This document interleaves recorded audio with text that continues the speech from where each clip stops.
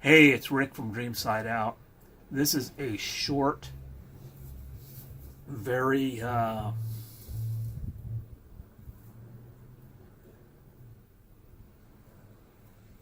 isn't it funny when you talk in front of a camera, you just freeze up? What I was going to say, I don't know. This is a short video. Why didn't I just say it that way? Why did I have to be fancy? I don't know. I'm not, this is not a fancy video, as you can see already. I'm just putting some thoughts together because I had an email from a colleague, let's put it that way, and she congratulated me on my third year of living in a van. I thought, oh yeah, it's my third year living. I totally forgot. March 1st is my third year living full-time in a box truck as a nomad, you know, doing this kind of lifestyle. And you know why I'm doing this? It's all because of YouTube. Thank you, YouTube, and all the contributors, the content creators out there that are van dwellers before me. My mentors, you who went before me and figured out how to do this, I still look up to you, and I learn a lot from you, really. It's been quite a journey over 3 years. Lots of pain, lots of pleasure, lots of joy, lots of sadness. And you know what? Well, what else is it? That's life, right? You don't escape any of that stuff just by living in a van. Some people try to make it sound like it's palm trees, bikinis, suntans, and, you know, glorious, you know, paradise. No. It's all of the stuff. It's the full range of stuff. Believe me. It is. Changing transmissions, getting in accidents, and having your whole home blown out from under you in an instant, having vandals, those are the bad things. But then there's the beautiful moments, like right now, where I'm sitting here looking out at the bay, the Olympic Mountains right in front of me as I'm videotaping this. You know, there's in the mobility, the freedom of mobility, and the fact that you get to save money because you're not paying rent. Well, you know, it's just another lifestyle. It's just another way of doing things. It's not paradise. There is no paradise here on earth. There isn't. This is just another way of doing things to deal with your stuff in your own way. That's the way I look at it. But anyway, I'm actually amazed that I have a following of people that actually watch my channel, and I appreciate the fact that I've met some good people. I've met some really quality, cool people. You know, that's the cool thing too. I've seen another side of life too from doing this. I've seen like-minded people. There's sort of this little camaraderie thing that you have. You know, you connect with other van dwellers. That's cool because you're all in the same mindset. That kind of community thing is cool. I've also seen a sad part of life. I mean, I park here in various places, and many of the people that come up and talk to me, you know, I have the back door open. It's like almost invites people up to talk to me, and I have lots of people come up, all different kinds of people all the time. And they'll just come up and introduce themselves and say, hey, this is cool, living in a box van. For some reason, it draws them in. I don't know why, but it does. And I love that, by the way. But sometimes there are some people that just make you think, you know, like a lot of them are homeless people. I've had many don't people come up, and I've talked to many of them. Many van dwellers are homeless people. I'm not a homeless person. I don't think of myself in that category. I'm not somebody that was marginalized, shoved out, and ended up in a van because they couldn't. There's no other way to live. No, I chose this consciously because I wanted to save some money. I didn't want to pay rent to landlords, and I wanted to have the freedom of mobility, and I just like the creative idea of building a little space and seeing if I can do it, see if I can live in it, and dealing with the challenges. That's why I did it. a lot of people are doing this because they have no other choice. And what I've learned, it's sort of helped me get an honest view of some social issues. Okay, and I don't get political on my channel, but let me just share some stuff with you in case you're wondering about some stuff.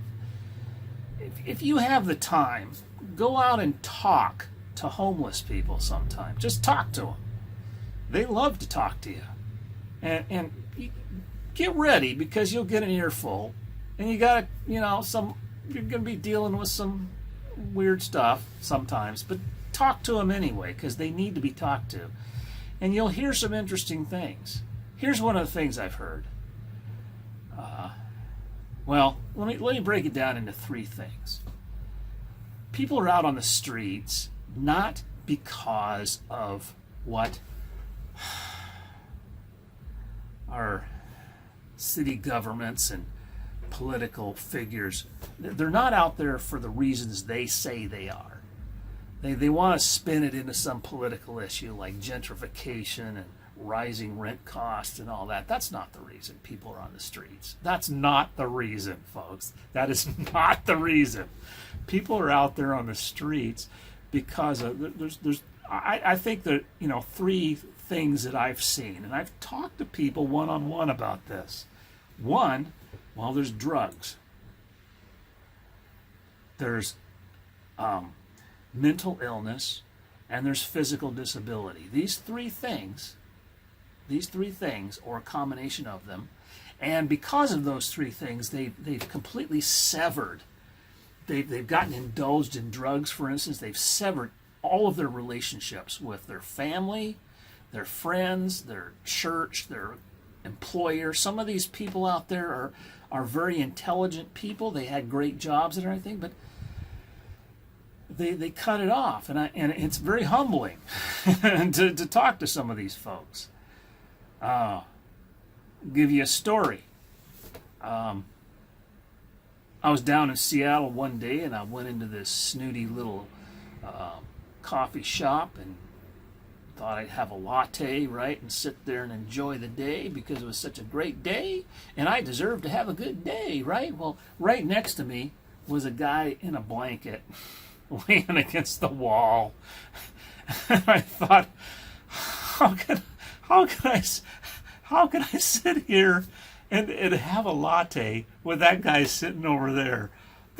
Something's not right about this, And so I went in, and I'm not trying to I'm not saying this to make myself sound like a saint, because I'm not.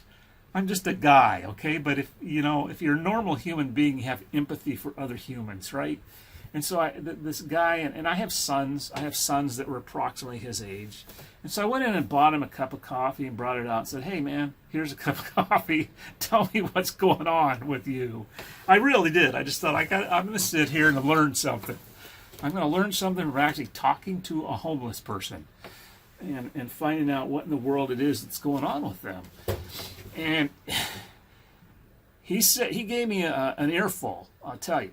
But he said, you know how you talk to somebody and you can tell that they're bullshitting you a lot,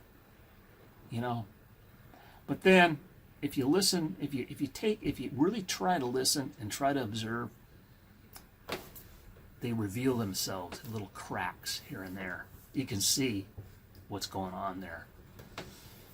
And I could see it. And also I also had some experience with having a good friends of mine who have a son who's ended up out on the streets. And in Seattle, there are 6,000 people out on the streets. About 6,000, I think, in the city of Seattle. That's what I heard. That's a number I heard from the one of the shelters. But anyway, I was talking to this guy, and he said that, I gotta have substances to deal with my issues, because I'll go into I have hallucinations as scary as hell, and I can't stand it, and I just I scream and I hide and I yell out and I go in. Have you ever been down the street and you watch people yelling and stuff? You wonder why? Well, they're going through some serious shit. There's stuff going on in their heads. You know, they have a hard time dealing with it. Don't ridicule that. Be grateful that you're not one of them, because any of us could be. You know, and he told me this long story about how, you know, he seemed like a good kid. He seemed like he was a young guy. He seemed like he had all this potential, but he had this mental illness, and then he had some drugs to soothe that. And because of all that, I could tell from what he was saying that family members had tried to help him, but he probably alienated them and pissed them off so much that they finally had to draw boundaries, and he ended up out on the street because of it. And you know, it's a cycle like that. Now you take that kid and multiply that times 6,000 in the city of Seattle, and that's exactly why people are out on the streets. And this is what pisses me off about local governments that try to make an issue, they try to spin some political nonsense about it, like it's gentrification or big business or anything that's shoving people. That's not the reason why people are out on the streets. I don't know why I'm going off on this, but this is just one of the things I've learned from living this way, because I am down on the streets, folks. I've lived in a van on the sides of roads in dark places sometimes, and people come up and talk to me, and I hear their stories. And this is the kind of thing that it wears on your soul, but at the same time you realize you're getting something that's real. You can watch all the YouTube videos you want about how, you know, palm trees, suntan bikini babes, and beautiful looking vans and wonderful places, and you can think that's van life. Well, there's another side to it. And the other thing is, I'm just a guy. I work for a living. I have a full-time job. I work 40 hours a week plus.